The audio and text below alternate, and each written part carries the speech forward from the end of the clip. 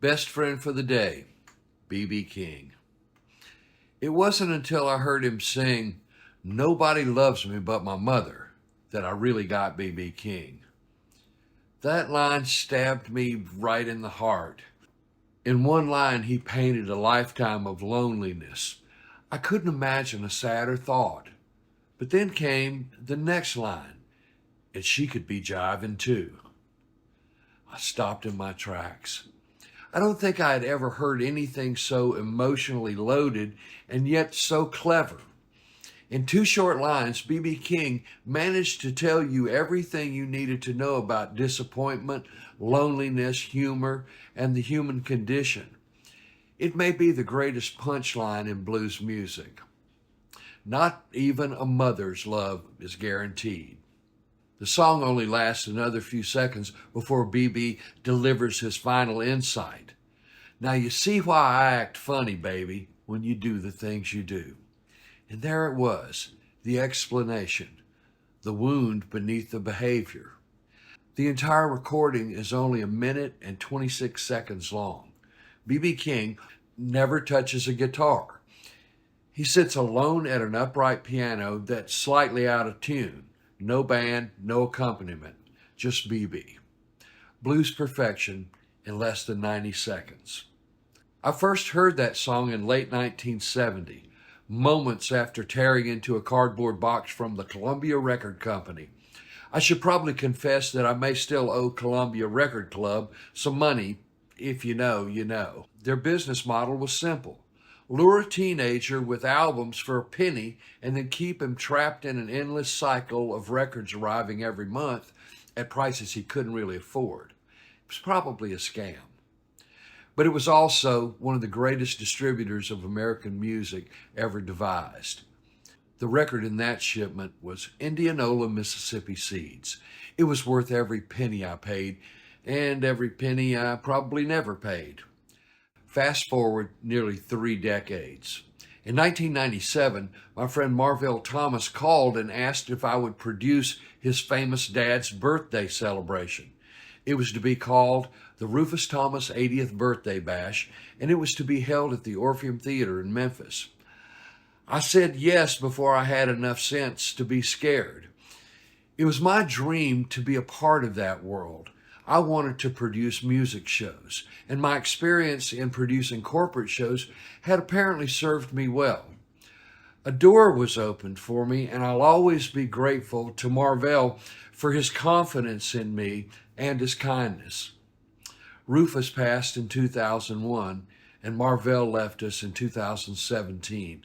I miss them both. The show came together beautifully.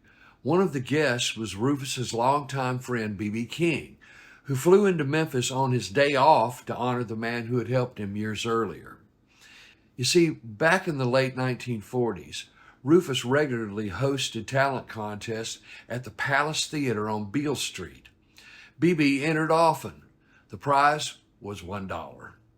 That dollar paid his bus fare for the week.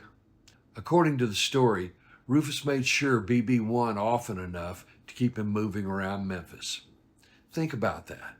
$1, bus fare. Sometimes that's all it takes to change a life. You never know which small kindness is going to echo for generations. That afternoon, I interviewed B.B. before the show. During our conversation, he asked where I was from. Rolling Fork, I told him. His face lit up. Rolling Fork! He knew how to say it. Suddenly, we weren't a famous blues legend and a nervous producer. We were two Delta boys talking about home. We talked about farms and muddy fields and blazing hot afternoons, tractors that always seemed to break down at the worst possible moment. And the people we both knew. We talked about the Delta the way people always do when they're far away from it.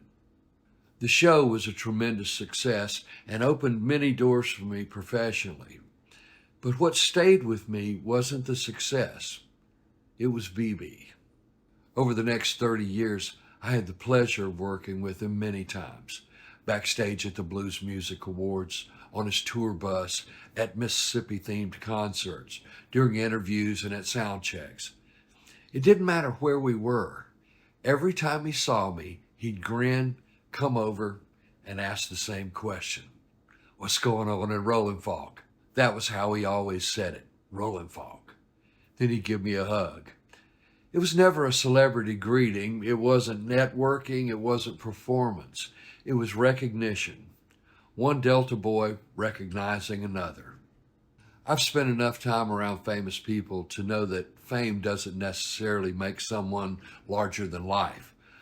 Sometimes it makes them smaller. Sometimes it builds walls. B.B. King never seemed interested in walls. He carried something with him that transcended celebrity, race, wealth, and all the other categories we spend our lives constructing. He carried kindness. And every time he asked about Rolling Fork, he reminded me that no matter how far we travel, part of us never really leaves home. So today, I thank B.B. King for being exactly the person I hoped he would be. And I thank Rufus Thomas for letting a young blues singer win enough $1 talent contest to ride the bus for another week. Rufus probably thought he was just helping out a young musician, helping somebody catch the bus. The return on that investment turned out to be pretty remarkable.